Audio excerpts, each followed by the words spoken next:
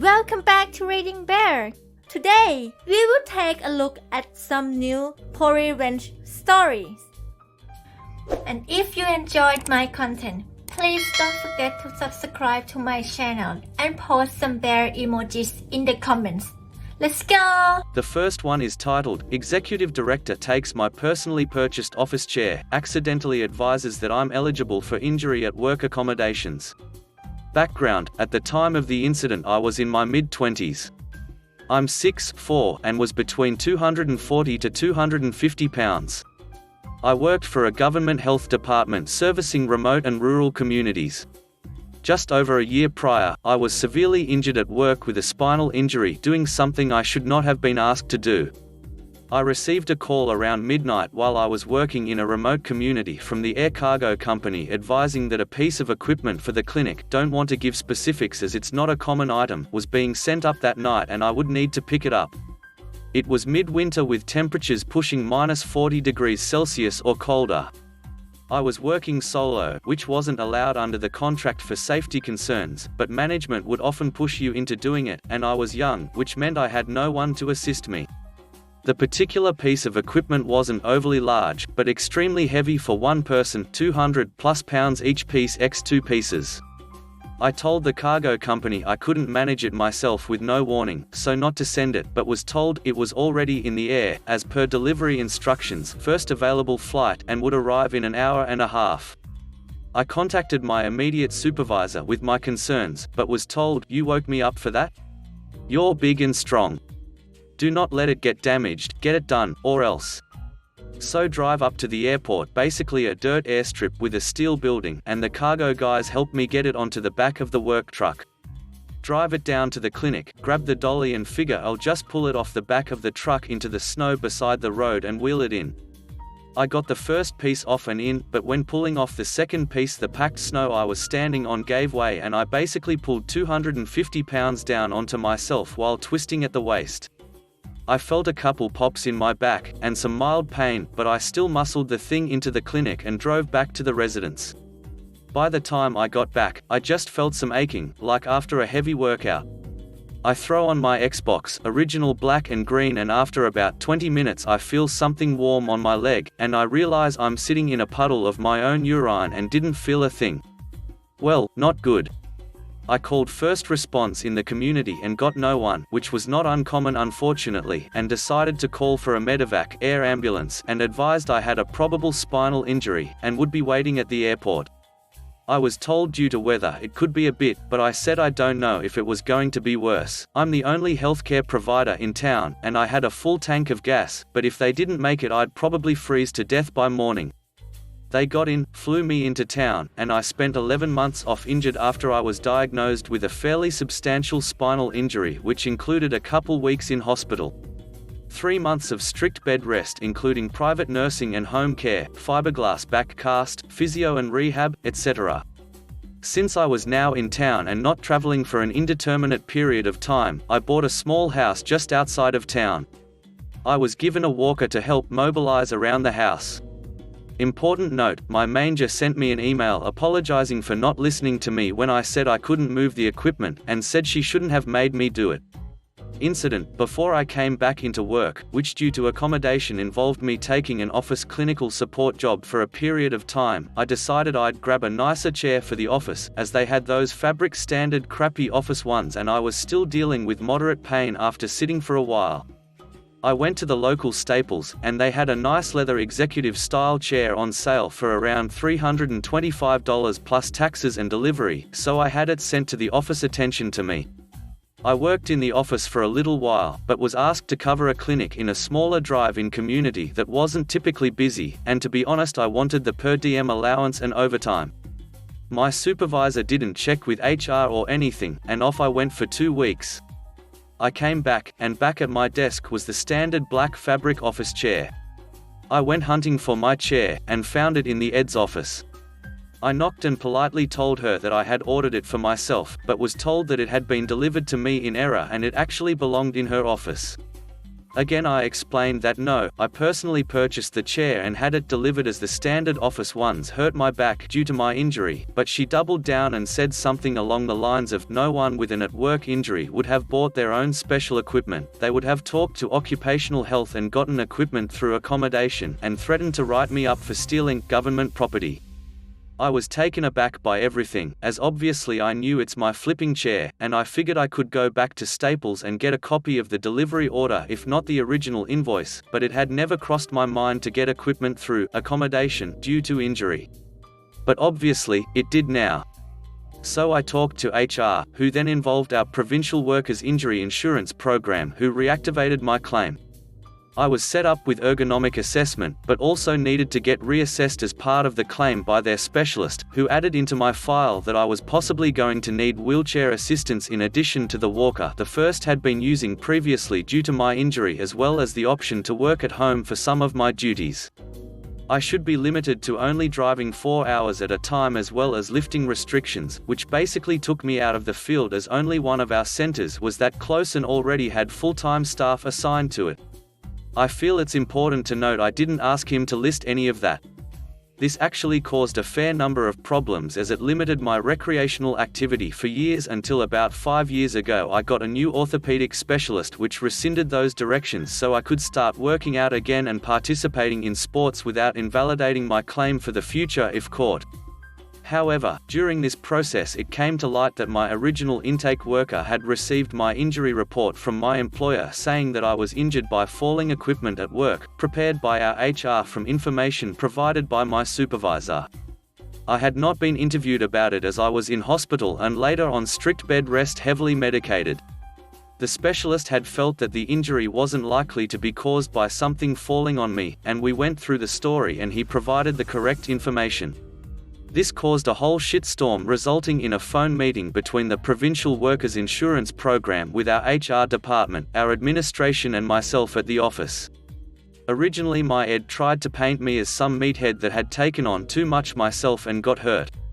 But I gave my side and referenced the email from my now former, she had moved to another agency within the government, supervisor apologizing for coercing me into doing what I had said I shouldn't do. Meeting screeched to a halt. Looking back, it was probably the only time in my life I had a record scratch type moment. My ed goes purple, our HR guy looks like a deer caught in the headlights, and the insurance program guys are just silent. After few seconds they say, I think we have everything we need. Confirm my contact information and say they'll be in touch, but they feel they shouldn't continue the meeting until they speak to their management. My ed walks out of the office, goes into her office and slams the door hard. It's a communal, cubicle workspace other than her office and the boardrooms, so startles about 50 people.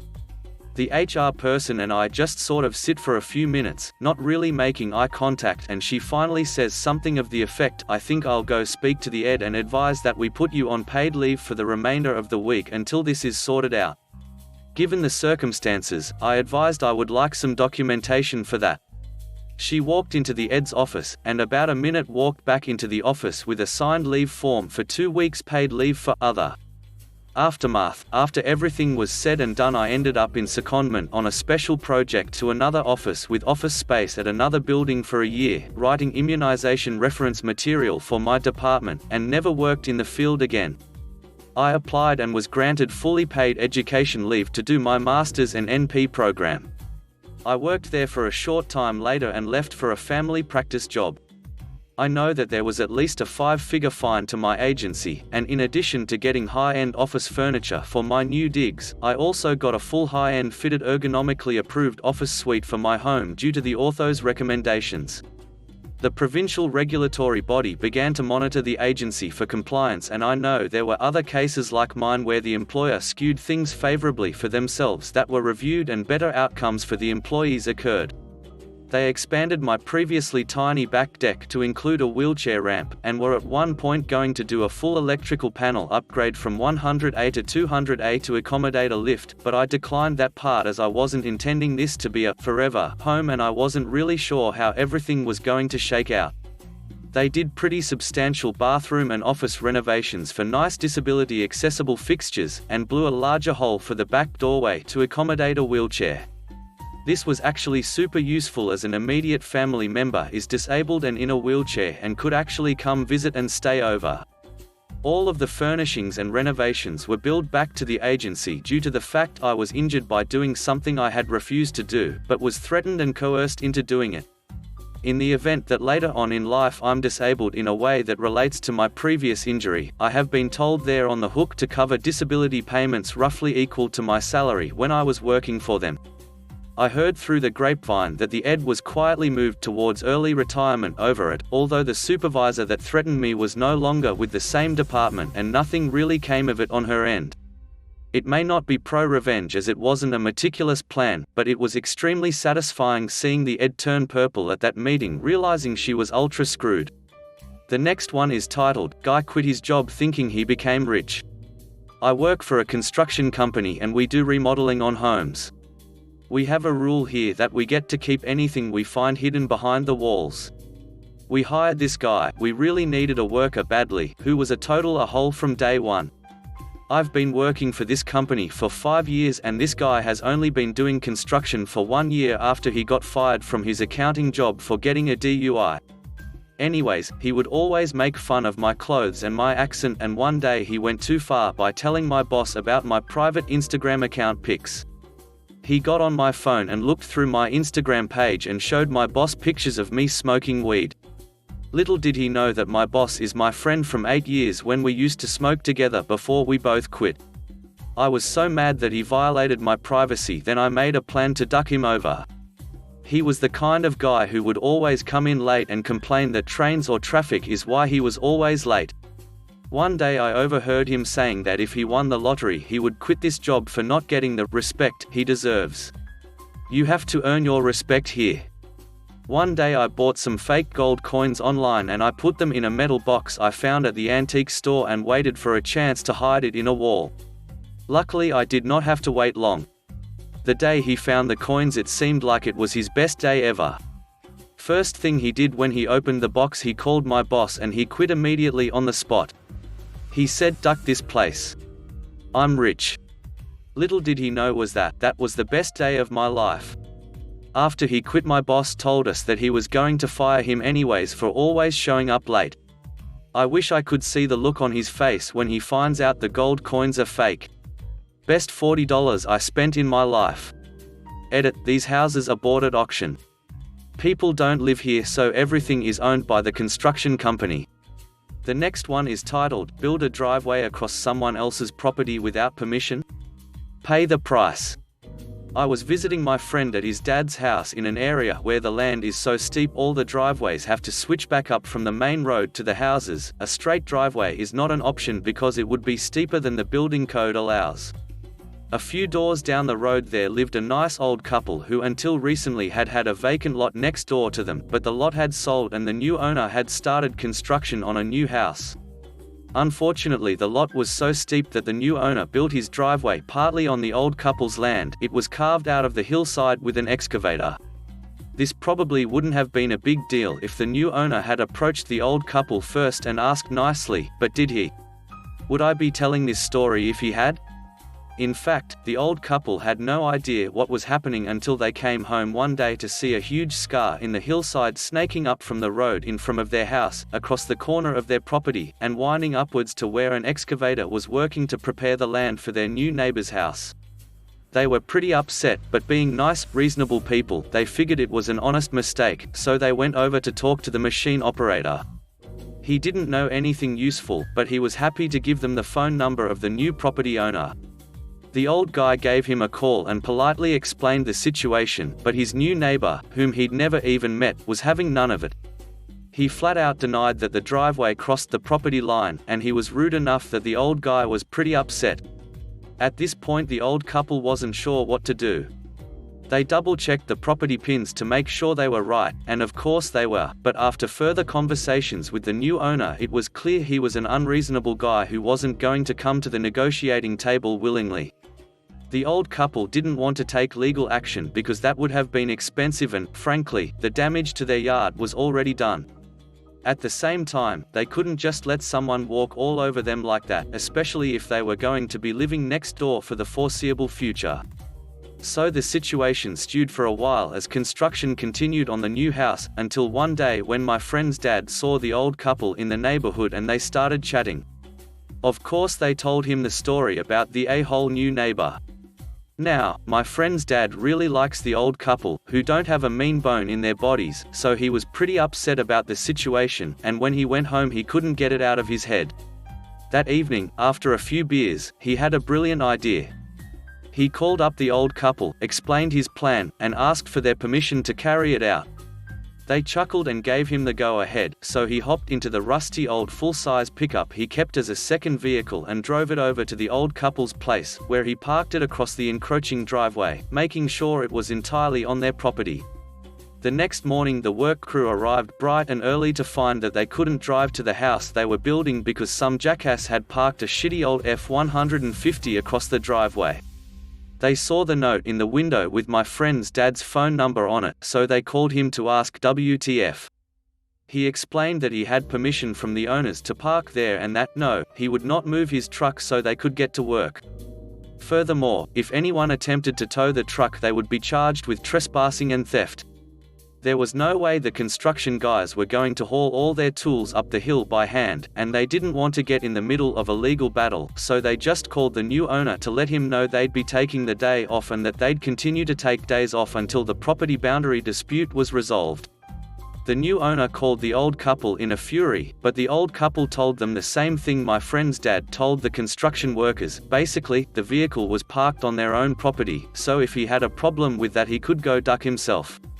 To make an already long story shorter, the new neighbor ranted a while.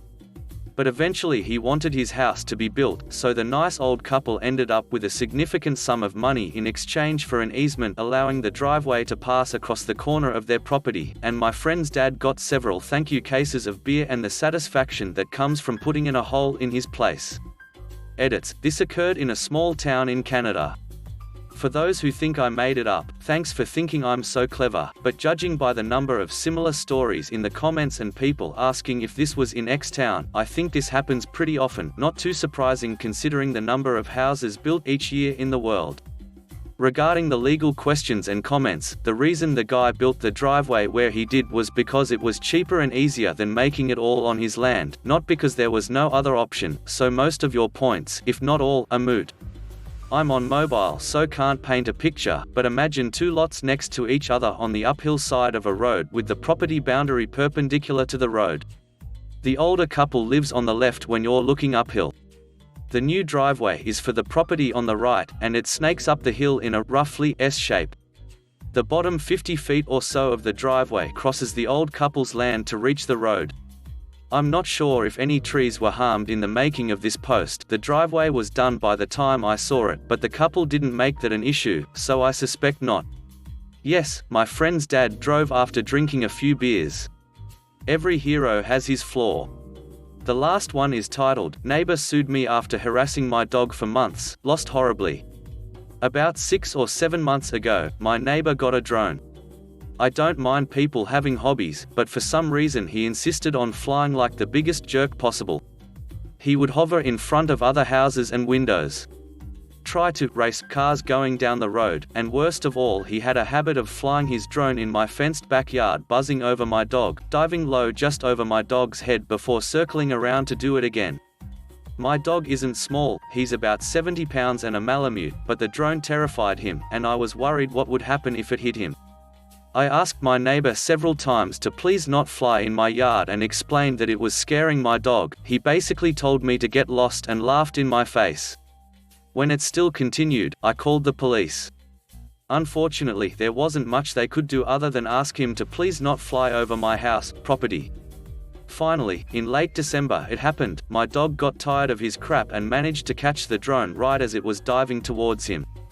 He shredded the drone. The thing was just a jumbled mess of wires and plastic. Neighbor was upset. He stormed over to my house swearing and threatening me, which I ignored. A week later, I got a summons to small claims court. He wanted $900 for the cost of his drone and an additional $300 for supposedly denying him access to his property. The drone sat in my yard for a couple hours before it was retrieved. Duck that. He could have killed my dog.